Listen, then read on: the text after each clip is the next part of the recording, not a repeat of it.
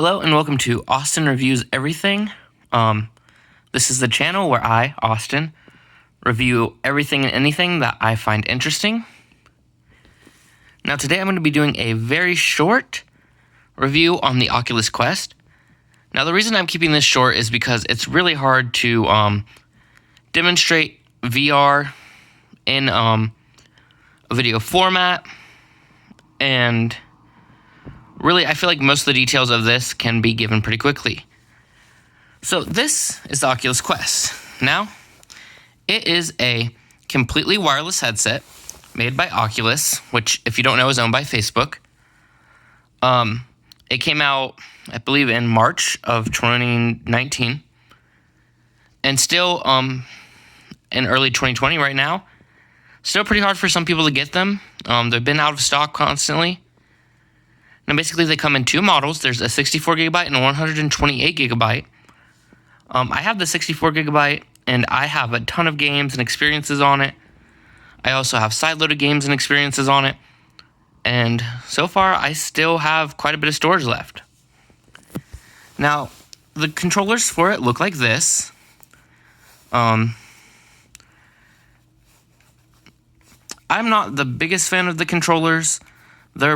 They don't feel bad to hold. Obviously, this ring is necessary, but I don't like it that much. Now, they do have a magnetic battery cover, which just slides on and off real easy.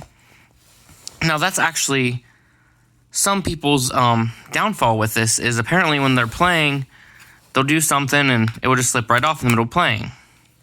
Now, I've personally not had that happen to me yet, but I've heard a lot of people complain about it. So as for the actual headset itself, it has a USB charging port. I believe it can also do, it actually can also do data transport. I know that for a fact. Then on each side you have an aux port. Then of course you have the strap. Then the lenses. And then on the outside you have the IR cameras, which are basically how the thing works. So, to go into actual review of it, it's kind of a one-of-a-kind at the moment. It is, as far as I know, the only completely wireless 6 DOF headset on the market.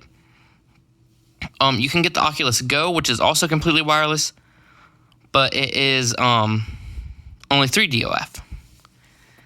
Now, basically, to put it into the simplest term possible, 6 DOF means that not only can it track where you look and track the controllers and stuff, it can also track as you walk around. It can track the room around you. So it's honestly very awesome compared to any other VR headset I've tried, and I've tried so many of them. Now, the biggest complaint is actually this strap right here. A lot of people say it's very uncomfortable, and there's a lot of mods people try to do to make it more comfortable. I personally have no issues with it, but of course that would be a personal preference.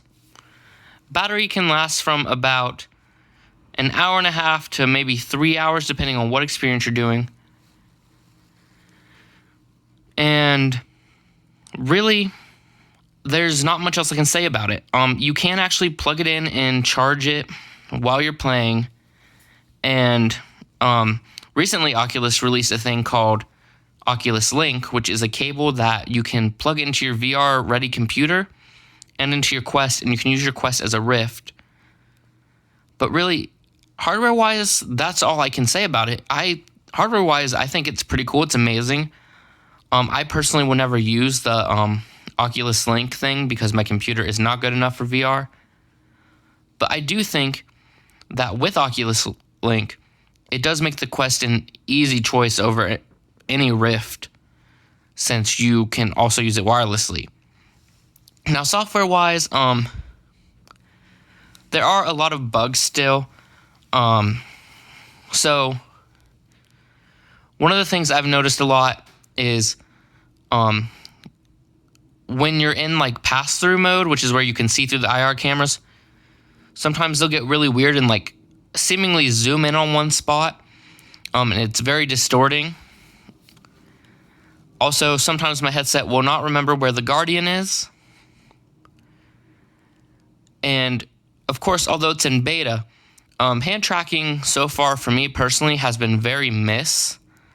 It barely works. It barely sees my hands. Granted, that is in beta, and it can get better as time goes on. Now, the real big downfall to me about the Quest is really the software library. It does have a bunch of very popular VR games, such as Beat Saber, Super Hot, and of course, it has the Vader Immortal series. But really, there's not a lot of content on here yet, and most of it is pretty short in my personal experience. Now, granted, I don't own everything on the store, but I do own quite a bit of it now. I will actually probably do several reviews of all the games that I own, because personally, I think getting to see each game is the more important factor here, because the headset itself is amazing. Now, of course, there is actually an upside. Because the Oculus does run on a modified Android platform, you can install APKs into it, and there's actually a thing called SideQuest, which people host their own content on and their own games, and so you can actually fill up your library a lot more through that, and I would say it practically doubles the available software library, and most of the stuff on SideQuest is free. Now, I am excited to see where Oculus will go in 2020 with the headset. Mainly, I want to see what new games and experiences come out. But honestly, if you're in the market and you are considering the Quest, I would say get it. Now, the only thing that I really forgot to mention, software-wise, one of the most requested games for the Quest is Minecraft. Minecraft was on the Gear VR, which is also Oculus and Samsung together.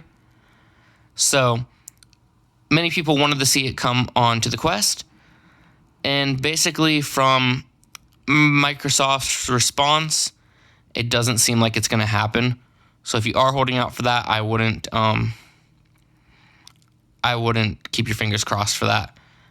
But anyway, I would definitely recommend the Quest. It's a wonderful tool.